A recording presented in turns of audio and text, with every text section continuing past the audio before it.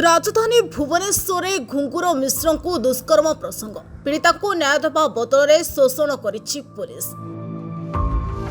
राजधानी भुवनेश्वर 2025 जून मासरे घुंगुर मिश्र नामक जने महिला सहित होइतिबा दुष्कर्म घटना को वर्षे पूरिबाको जाउथिबा बेले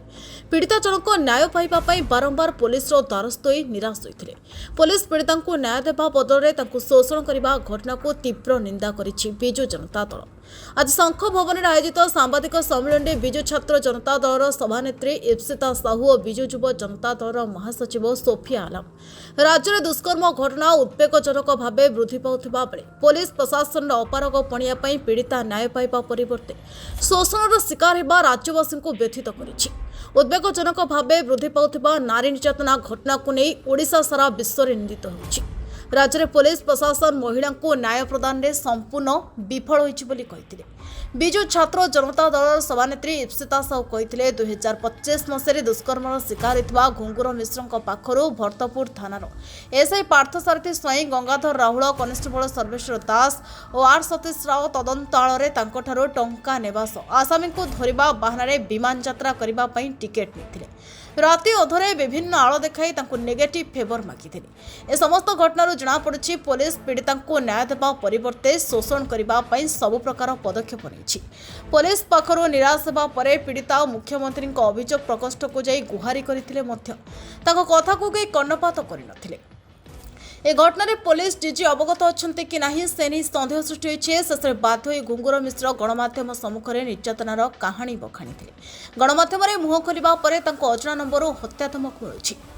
पीड़िता को 24 घंटा सुरक्षा देवा से घटना रे संपृक्त पुलिस अधिकारी मानक चाकरी बहिष्कृत करा जाऊ। दुष्कर्म करथिबा अभियुक्तों को तुरंत गिरफ्त करा जाऊ बोली बिजु जनता दल दाबी करुछि। पीड़िता को न्याय मिलबा पर्यंत बिजु जनता दल लड़ाई जारी रखिबो। ब्यूरो रिपोर्ट महक न्यूज। द्वारस्थ होउची ताकू एही बळी निर्यातना अत्याचार शिकार होबाकू पडुची। महिलाटीए न्याय मागिबाकू जीव तो कुआडे जीव ए कथा भरतपुर थानार आईआईसी संपूर्ण रूपे जानिचंती आ अवगत अछंती आ सिए कोन कोन घटना घटेइचंती। आगामी समय रे आम पाखरे संपूर्ण प्रूफ अछि से घटना भी आमे सम्मुख को आजु आज गणमाध्यम सम्मुख रे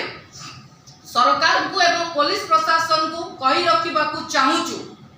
जदि ए 3 जन सर्वेश्वर दास आर सतीश राव एवं पार्थसारथी स्वाई 3 जन को यथाशीघ्र चाकरी बहिष्कार करा जो एमाने पुलिस डिपार्टमेंट प्रति कलंक, महिला समाज प्रति कलंक, न्याय व्यवस्था प्रति कलंक जदि न करा जिवो एवं तांकु सुरक्षा प्रदान न करा जिवो तांको प्रति हेतिबा अन्याय अत्याचार अविचार न्याय प्रदान न करा जिवो महिला जनक प्रति ताले ए घटना एटी थमिबो नाही। आपण जानिचंती जेतबळे महिला प्रति अन्याय अत्याचार बेविचार हेची सेतबळे भगवान को आसन भी टळमळ हेची। ये तो छार सरकार जेबेटु आसीचंती महिला असुरक्षित, जेबेटु आसीचंती महिला अत्याचारित, जेबेटु आसीचंती महिला राजरास्ता रे चली पारुना जाको महिला जनकर छुआ गोटे ऑटिस्टिक से विषय से काली भी कहिछन गोटे महिला के न्याय मागिबा पई 12 द्वार सुंडी पिंडा कोठी हबो मुख्यमंत्री क्लियर करंतु, प्रशासन पुलिस प्रशासन क्लियर करू एई जगह रे गले महिला को न्याय मिलिबो ना न्याय मिलिबोनी महिला आशा छाड़ी देबे। पुलिस प्रशासन आज्ञा लक्ष लक्ष टंका घुंगुर मिश्र को ठारू नेइची कैश बाबद रे तो केते पैसा लेची राति अधरे को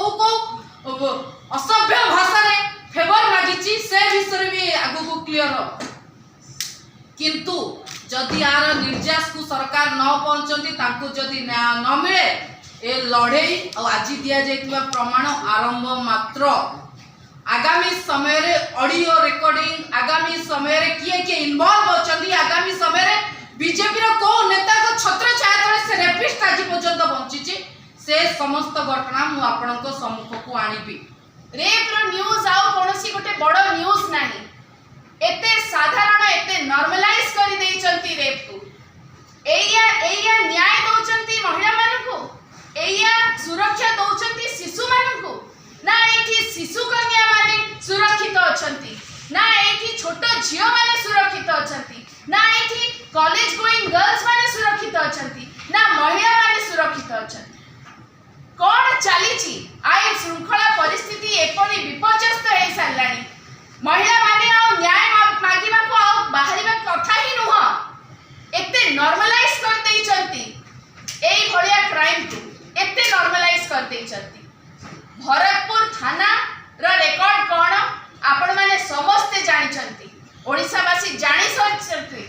भरतपुर थाना रो रेकॉर्ड कोन एई घटनाटी सेई थाना रो जो विक्टिम मो मनरु ताकू साधुवाद देवी एतिकी साहस सहित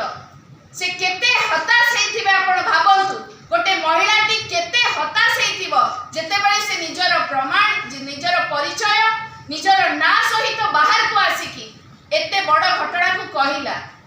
केते लज्जा को से निज मन भितरे चापिकी केते स्ट्रेंथ से एकाठी करिकी आज आसिकी आपण मानक सामने रे ओडिसा वासी को सामने रे ए कथाटी रखिथिबो आपण भाबंतु ए लढेई आगु को आहुरी बढ़िबो शेष पर्याय पर्यंत ए लढेई जीव जे पर्यंत ताकू न्याय न मिलिछि भारतीय जनता पार्टी रो सरकार न भाबु ओडिसा रो महिला माने चुप रहिबे बोली भारतीय जनता पार्टी रो सरकार न भाबु ओडिसा रो महिला माने नारी माने को एमिति से निर्यातना देबे असुरक्षित करिवे आ ओडिसा को से सुनार ओडिसा करिबा अपेक्षा यूपी और बिहार भलिया करिवे भारतीय जनता पार्टी रो सरकार को चेताई देबा को चाहूची आगु को सब प्रमाण सब तथ्य सहित आमे आगु को आसीबु एवं ए लड़े ए न्याय